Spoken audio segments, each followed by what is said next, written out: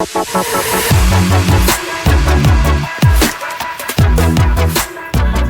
so let's visualize our merged thing. Let's play. Alright, so we're getting pretty close. So maybe what we want to do is now make the eyes and then do the extra stuff on the head to sort of finish the shape. Because if we look at our final output, so our final output over here, let's look into there. You see that thing has a has a lot more detail. So why am I? So let's hide this. So you can see this one has a lot more detail, and there's also a movement going through. And so we're going to do that in a bit. But let's first make these eyes, because the eyes will also influence the base geometry, as you can see, because they're sort of inset. So let's first do the eyes. All right, so let's have a look what we did here. So eyes are actually not that bad. Let's first make an eye. So let's go over here. Let's just make one. Let's make a sphere.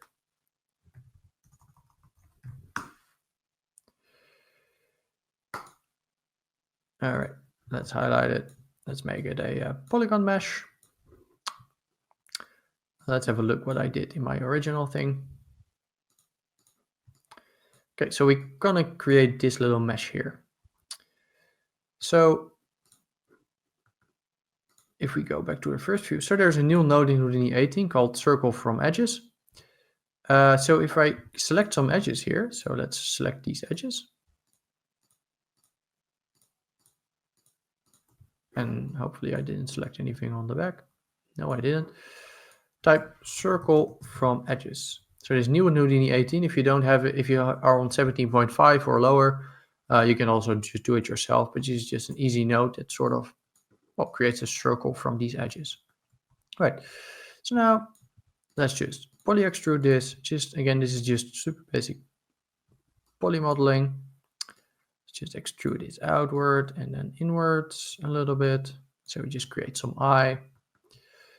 And now we need to unwrap this thing. So I briefly showed how unwrapping worked already, but again, let's do it again. So type UV flatten.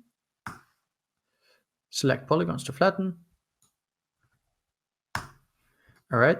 So now we need to create some seam edges. So let's create some edges.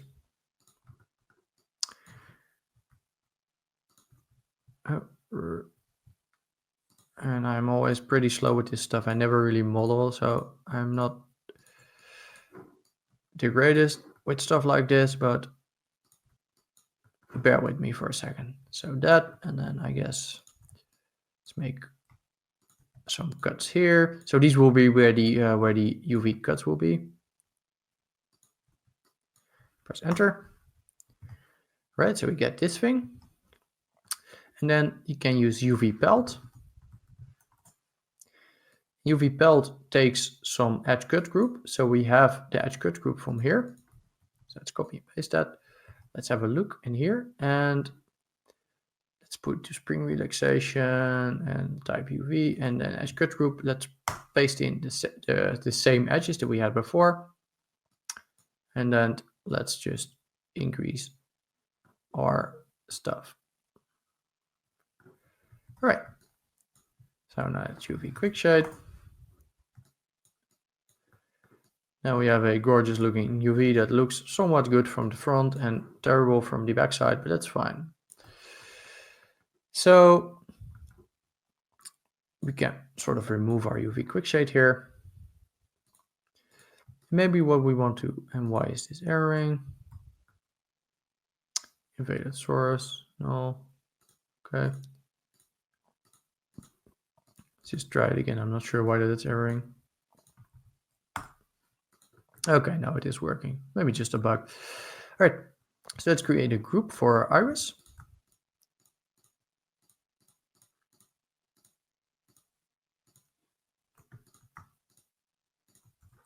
type group, iris.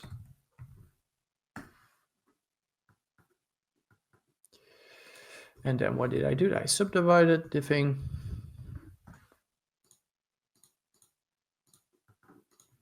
Let's add some color to our iris so we sort of can see what we're doing. So maybe make our iris black. Beautiful. Maybe we want to do vertex colors. Right, so we have an iris to look at. And let's create an attribute because I know I'm gonna need this attribute inside of the shader later because I need something to sort of give this color inside of the shader. So I said we were going to do most of this stuff later, but for the eye, let's just already do this. So iris, and let's say 1.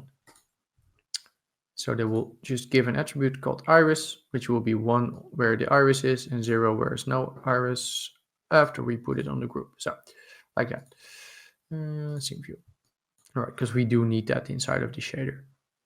I didn't happen to use the outside because I can remove that. Now let's just add some normals.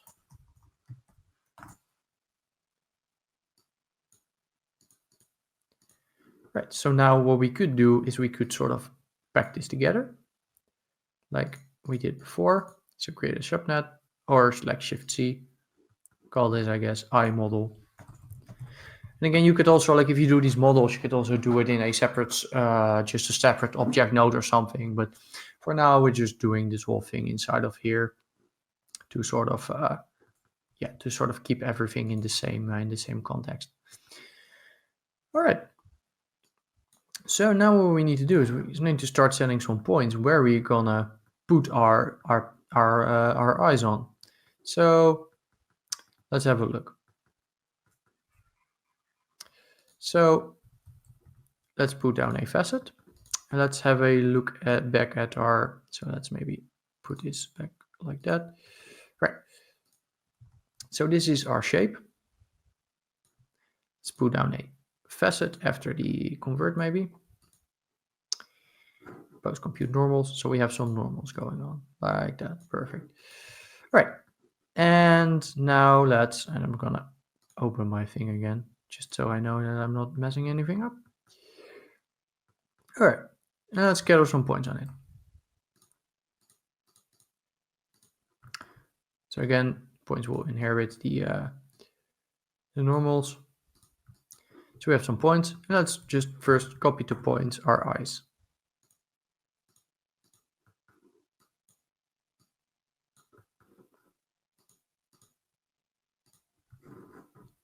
Let's back. Let's do attribute create. Call it p-scale to set the scale of our eyes. And again, you could also randomize this. So maybe let's randomize it inside of a wrangle. So just to learn a little bit more VEX, because we already know how to do this inside of Ops, right? So let's do it in VEX for now.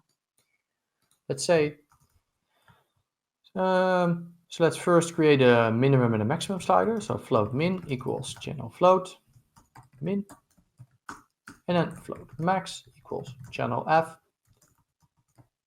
max. If we press this thing, then we create sliders. So let's say the maximum is 1, and then well, something like that, 0.5. So just some sliders. And then say that the, so let's say float r, or just float random, for example, is equals random based on the point number. And then we're going to say at p-scale equals, I should be specific and say f at p-scale equals fit 0, 1. So what are we going to fit? We're going to fit this random, because so this random generates a value between 0 and 1, and the random will be based on the p-scale. We're going to fit that between, and if you type fit 0, 1, by the way, I can open the help if I want to. And help usually opens super slow. So you can see what it is. So value, min, and max. So if you type a regular fit, then you need to also specify the input numbers. So that's what you do in VOPs, for example. So anyway, so fit between the min and the max. And then maybe we want to multiply this entire thing with a multiplier. Maybe create a multiplier here.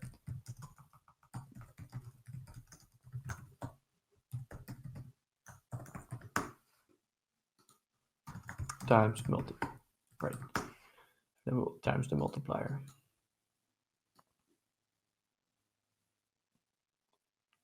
Okay, so now we have some random i's. Beautiful. All right, so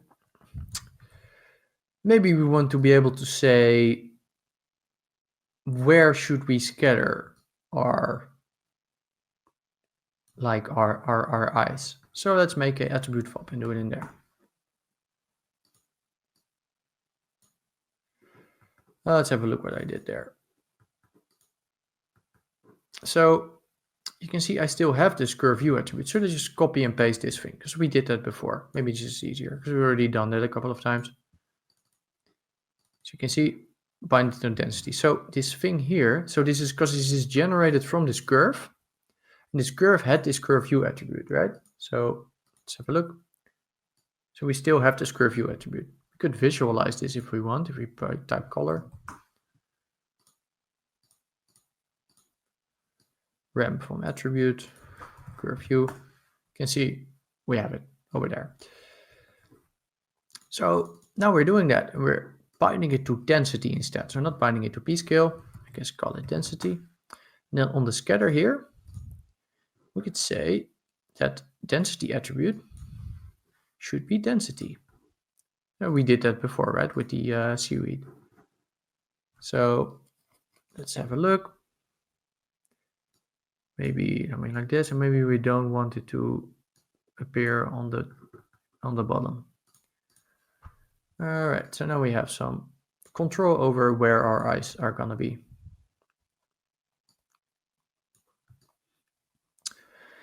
So that's looking pretty cool. So now what we want to do is we want to sort of have these things move around. So I want you to think a little bit about how you could do that. Maybe even try it for yourself and pausing the video. So I give you a couple of seconds to pause the video if you want to. And apparently you don't want to, or you just did, and then hooray. Anyway, so what we can do is, like I mentioned before, copies are oriented in the normal direction. So right now our normals are going in that direction. But we kind of maybe don't want that. Maybe what we want to do is put down an anti-alias flow noise, put in the position, and remember, a noise just puts out a 3D value. So that can be a position, but it can also be a normal. So that's if I put it in normal, let's have a look. You can see the normals will point in a different direction. So let's normalize that. Because generally you want to keep working 0 to 1 space. So now you can see what's going on there. So maybe what we want to do is randomize this a little bit. So put a random function. And how do we want to randomize this? So maybe we want to put in the point number. And I'll put a 3D vector and put that into offset. Right, so now it's randomized. We could fit range this, make it more extreme. If you want to change the seed for something like this, for example, what you could do is type add constant. So, and this would just drive the seed of the random. So this will be the seed. So now we're doing that. And now what we can do is let's promote some of the parameters, frequency, amplitude, roughness, and the flow. Let's put our time into there. So time. So now we're gonna, what we did before with the noise is we were driving positions, but now we're just gonna drive normals. Let's put a multiply in between. Let's promote this. Let's, by the way, just close this so you can see it a little bit better. Right. So this call this, I guess, speed. And let's move up a level. Let's up the speed. And let's play. So now you can see I have these normals rotating.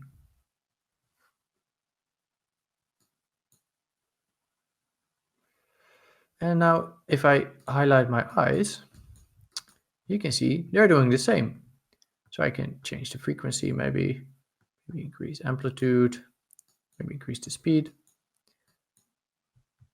Now I created these super cool randomly moving eyes.